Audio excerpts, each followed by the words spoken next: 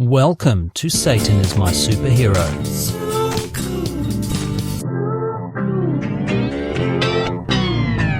In this episode, we broaden our search for Satan in science fiction. In the previous mini-sodes of this mini-series, we looked for him in the Christ myth. Tales of a chosen one, a demigod, not exactly God, but more than human with supernatural powers. Like Lemmy. Now it's time to find the devil in his own science fiction stories. About time. But just before we move on from the Christ myth, oh, come on. I'd like to give you two honourable mentions. How honourable of you. First up, we have James Cameron's Terminator. James Cameron is Jesus! I knew it! The biblically named John Connor, initials JC, has a strange time loop paradoxal birth where he is the man who sent his own father back in time to impregnate his mum.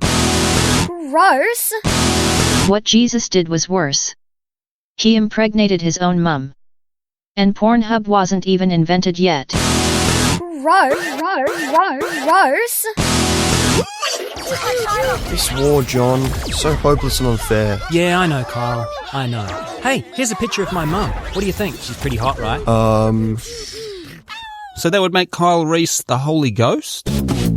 Then said Mary unto the angel, How shall this be, seeing I know not a man? And the angel answered and said unto her, The Holy Ghost shall come upon thee. Hello, Mary. Don't be afraid. I am the Holy Ghost, here to impregnate thee with the Messiah. Prepare for me to come upon thee. Come upon? Dude, that's not going to work. The T-1000 could be described as a shape-shifting demon, and it does end up in a lake of molten metal. That's just a warm bath to a real demon. You could argue Skynet is Satan, but we never meet it, so kinda not what we're looking for. As usual, AI fails to be properly represented in human cinema. Superman is definitely a Christ myth, an only son of an otherworldly being sent to Earth to help humans. They even reference the Bible directly in the 1978 movie. Marlon Brando, playing Jor-El, the father of Superman, quotes the Gospel of John. For God so loved the world that he gave his only son. If you ask me, the Gospels are just a detailed account of the omnipotent creator God of the entire universe's gap year. Let's get this party started, bitches. If I don't end up nailed to something, I'm doing it wrong. After arriving on Earth, baby Superman is adopted by Jonathon and Martha, who might as well be called Joseph and Mary. It's a miracle, Martha. The heavens have blessed us with a child. Really?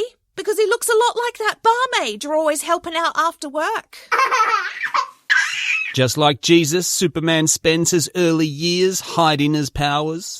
Clarke, why are you standing outside the girls' changing room staring at the wall? As he comes of age, he goes to his fortress of solitude, replicating the time Jesus spent in the desert. I knew all that time outside the girls' changing room would pay off.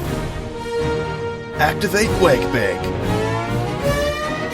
Then at the age of 30, he begins fighting crime, just like Jesus. Oh no, the kidnapper is getting away on a jet ski! Hold my donut. Is that cop running on water? I mean, he's impressive, don't get me wrong. But he can't run as fast as a jet ski. Look at him, it's pathetic.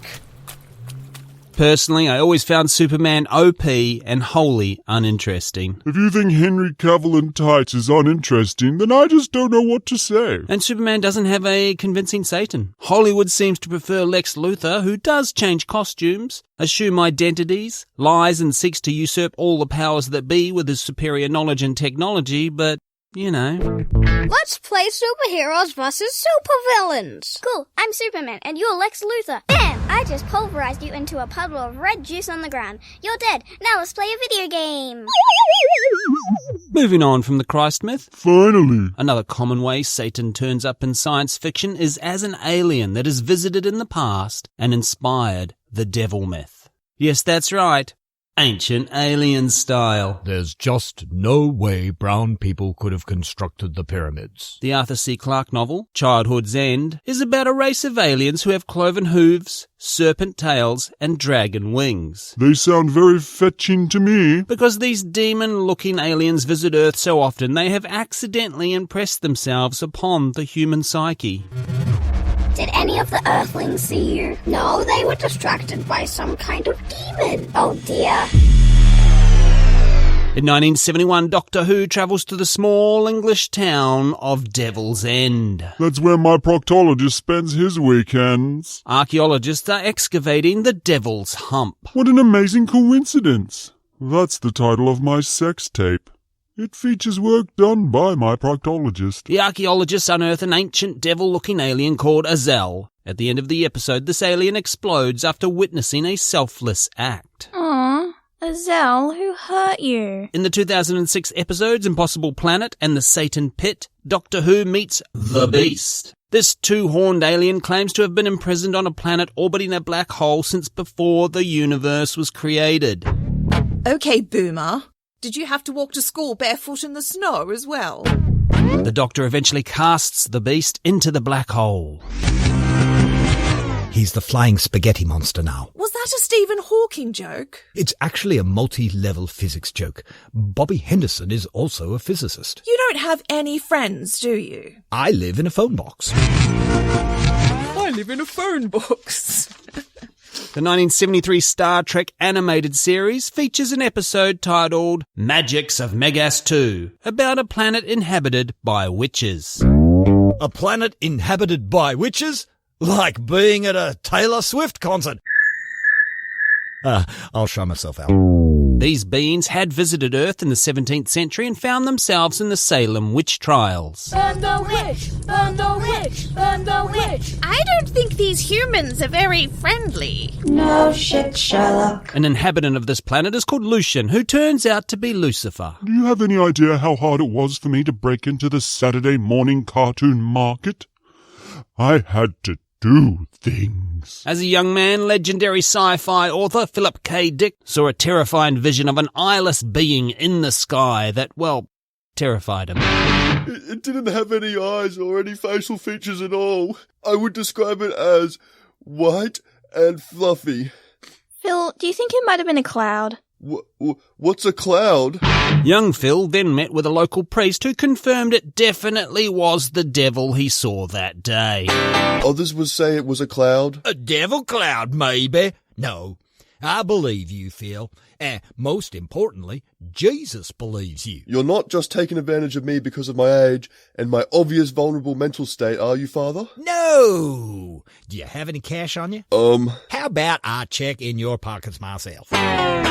Phil then converted to Christianity and started attending church. For a while. Dick would go on to write a number of sci-fi pieces containing satanic characters. Were they all clouds? There's Deus Irae, with a character whose name translates to Air Devil. Sounds like a cloud. This Air Devil is the head of a new religion. I'm still not convinced it isn't a cloud. He's taking over the remnants of humanity after a devastating nuclear war. The end is nigh. The end already happened, dickhead.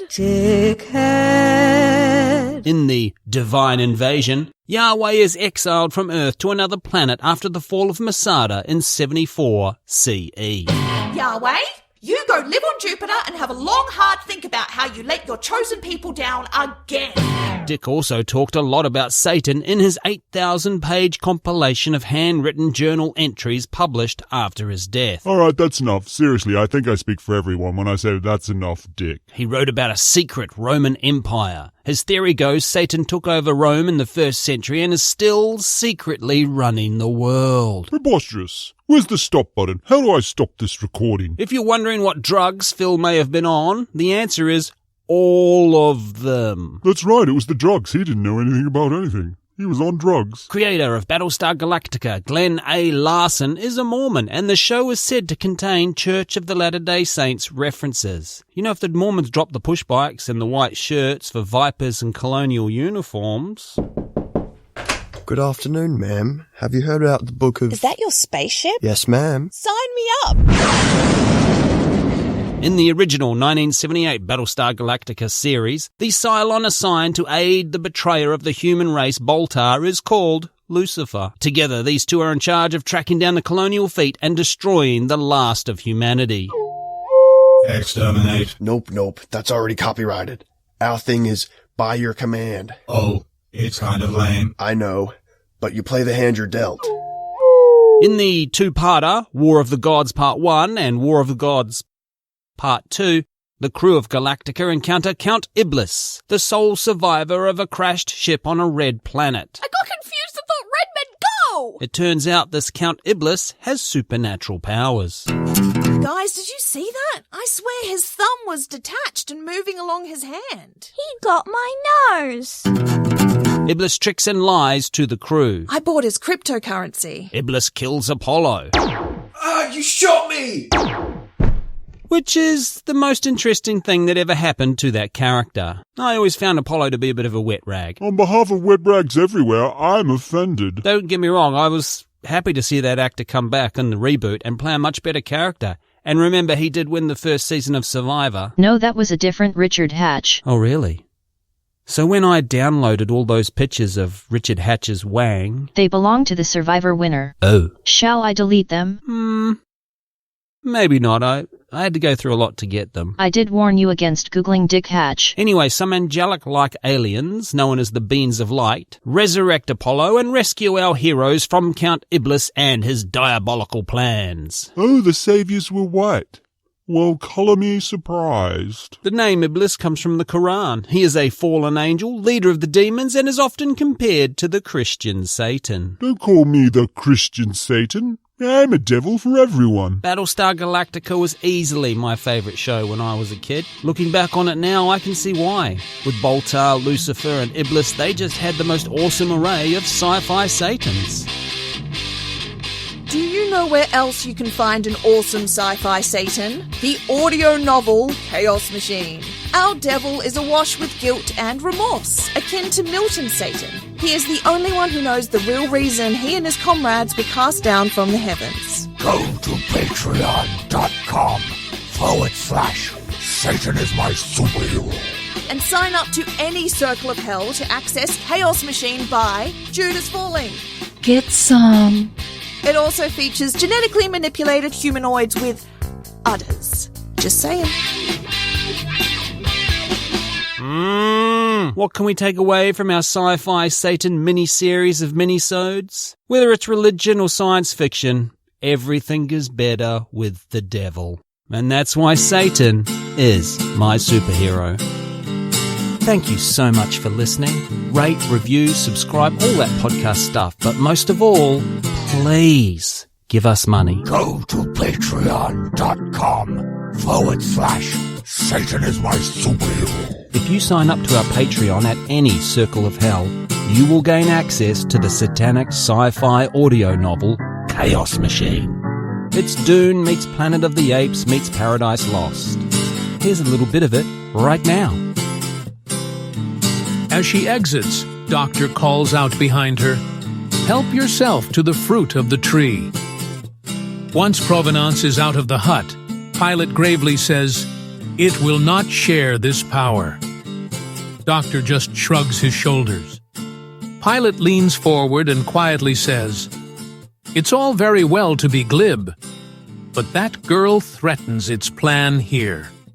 And you well know it can turn brothers to murder."